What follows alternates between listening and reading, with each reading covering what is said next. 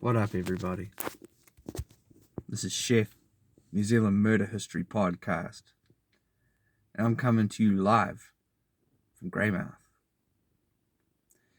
Yep, well, I'm definitely not going to do an on-location one for this episode because we're going all the way to Yamato Hospital, and that's in Japan. This case that I'm talking about now, oh man, it's just stupid, eh? When I say stupid, I mean it's dumb, like, fills you full of, there's just more questions than answers. And it's not even really about a murder. It's about a bloke from Onslow College, Wellington, who, well, for whatever reason, he chose to stop taking his medication. Things didn't work out for him. He got put in a psychiatric ward. And, wow. What a mess. Things did not have to go like this at all. But yeah, anyway, my show is not suitable for children at all. And yeah, anyone who's struggling with problems related to mental illness or just problems in general, don't watch this one. It's pretty sad. Oh man. Alright, let's set this camera up. It's a nice sunny day. Hopefully my camera doesn't flake out with the heat like it does sometimes, but hey, we'll give it a go.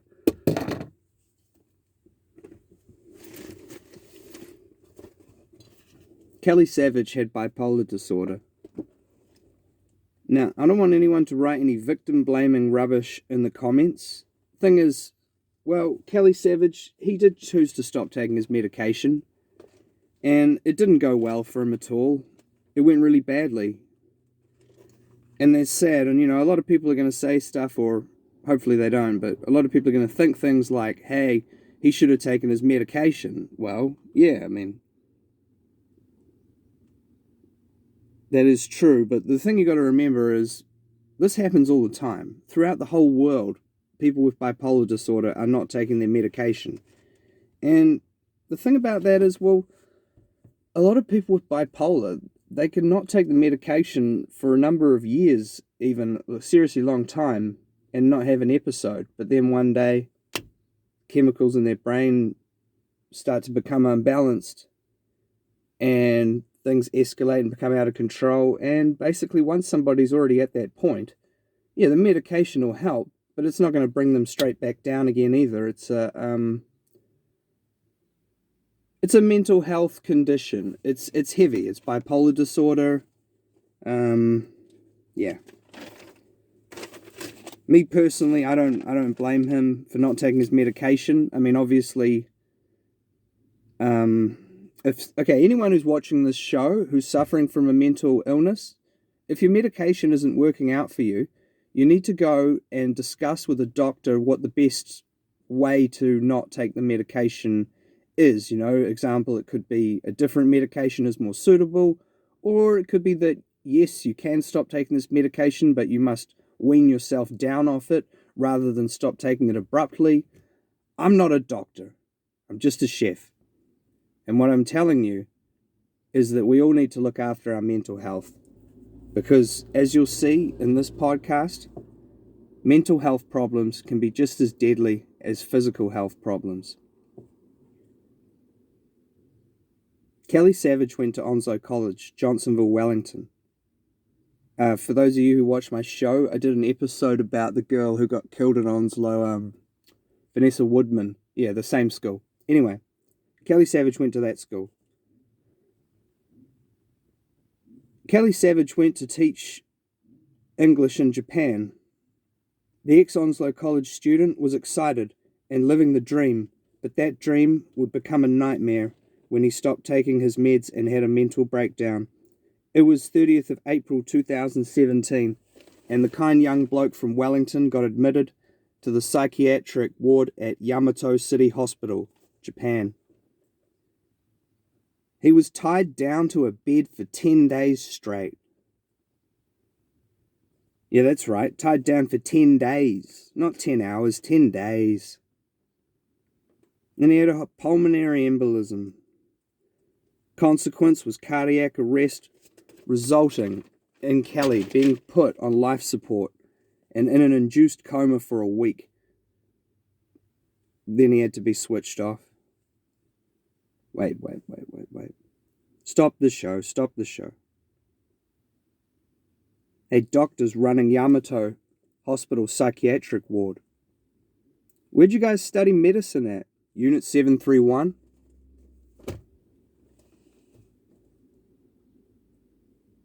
Most information is from a short documentary that's on YouTube. It's called Deathbed, The Life and Death of Kelly Savage. And it's made by the Savage family. And it comes highly recommended by New Zealand Murder History Podcast. It's much more comprehensive than the show I'm recording right at the moment. But yeah, it's a good doco. It's good. Anyone watching this, I'd recommend you watch Deathbed by. Anyway, I'll link it in the description. Hey, Pat Savage, what up, bro? I thought your YouTube doco was pretty good. I thought you spoke from the heart. I remember you from school, bro. Although me and you, we weren't close, as I recall, but you were solid with Oliver and Jeremy Harper and Andrew Gunn. Yeah. Yeah, I remember you. I remember your brother Kelly too, but I didn't know him very well. He was a bit younger than us, as I recall, but yeah, he went to Victoria Uni. Yeah, didn't he study Japanese there, I think? Yeah, with Fran. Shout out to Fran if you're watching. Have a good one, Fran. Hope it's going well. I'm also reading Tied to a Japanese Hospital Bed for 10 Days, The Horrifying Last Days of Kelly Savage and His Parents, 4-year Fight for Answers. And that one's on stuff.co.nz article, 22nd of May, 2021.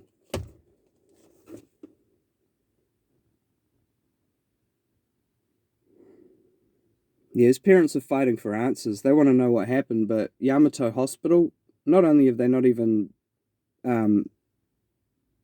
said sorry or nothing, they haven't really looked into it. When I say they haven't really looked into it, they've refused to look into it. I don't know what's going wrong. I really like Japanese people, but to be honest, sometimes and I know the Savage family obviously like Japanese people too. They obviously have some roots over there and stuff. So I just don't understand how they won't accept any criticism. I mean, you guys killed one of our citizens. I'm sorry, you did. I'm not saying you murdered him, but you at least manslaughtered him or gross negligence resulting. There was no need to tie him up for 10 days. It was stupid. You guys are doctors and medical professionals, and I mean, watching this podcast, you think Kelly Savage was acting up like a madman and they had to strap him down? No, this is standard practice. When they're short-staffed, sometimes they just tie people up for 10 days straight.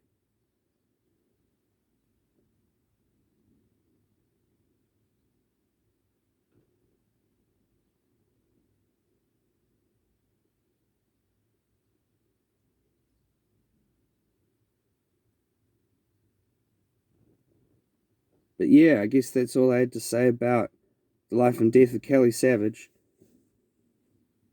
What a waste. Waste of a young man's life. He was, well, he was starting out. He was doing good. But yeah, it didn't go well for him. I guess that's it. I guess that's my show. But yeah, wow. Kelly Savage was 27 when he died. He had bipolar disorder. Kelly Savage went to Onslow College.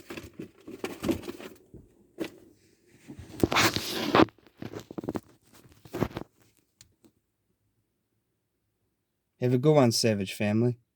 I hope you get the answers from Yamato Hospital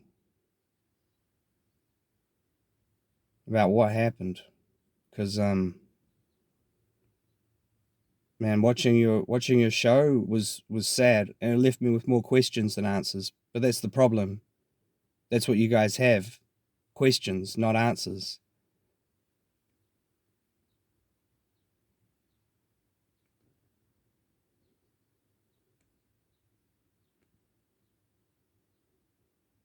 So let's all try to chill and look after our own mental health and well-being.